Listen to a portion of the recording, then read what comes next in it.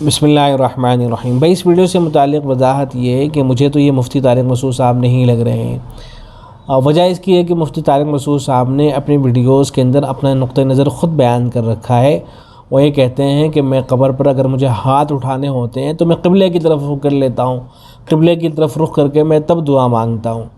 تو یہ مفتی طارق مسعود صاحب نہیں ہے، کوئی اور صاحب ہے۔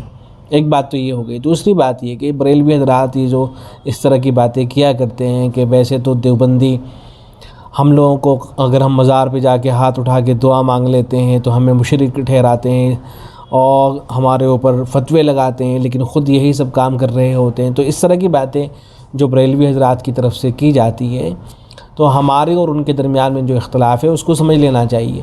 ہمارا اور بریلویوں کا اختلاف اس میں نہیں ہے کہ اگر کوئی آدمی قبر پر جا کر ہاتھ اٹھا کر اللہ سے مانگ لیتا ہے تو اس میں تو کوئی اختلاف نہیں ہے، سب کے نزدیک جائز ہے۔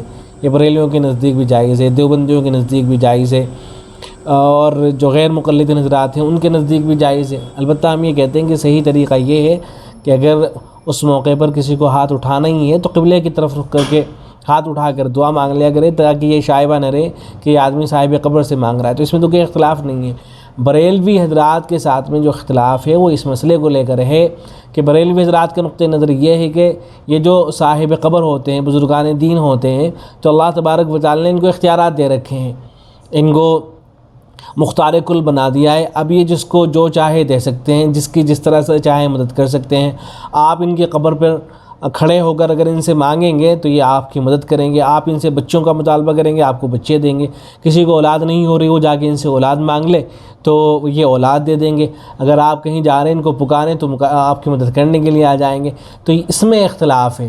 یہ بہت ہی خطرناک عقیدہ ہے جو بریلوی حضرات کا ہے کہ اللہ تبارک و تعالی نے جتنے بھی انبیاء ہیں، جتنے بھی اولیاء اللہ ہیں، سب کو مختار کل بنا دیا ہے اور وہ جب چاہے جس کی جس طرح سے چاہے مدد کر سکتے ہیں۔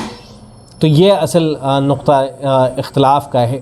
ہاں اگر کوئی بریلوی عالم دین یا بریلوی حضرات یہ کہتے ہیں کہ نہیں ہمارے نقطہ نظر ہیں ہی نہیں اور ہم بھی جو ہے صاحب قبر سے مانگنے کے قائل نہیں ہیں اور ہم بھی قبر والوں کو، بزرگان دین کو مختار کل نہیں سمجھتے ہیں، تو پھر بہت اچھی بات ہے، سبحان اللہ، پھر آئیے آپ اور ہم ایک ہی ہو گئے ہیں۔ لیکن جب تک کہ آپ کا نقطہ نظر یہ ہے تب تک کہ پھر اس کو تو ناجائز ہی کہا جائے گا، پھر بتایا جائے گا آپ کے بارے میں لوگوں کو کہ ان کا یہ جو عقیدہ ہے بالکل غلط ہے، یہ صحیح نہیں ہے، اس کی اصلاح ہونی چاہیے۔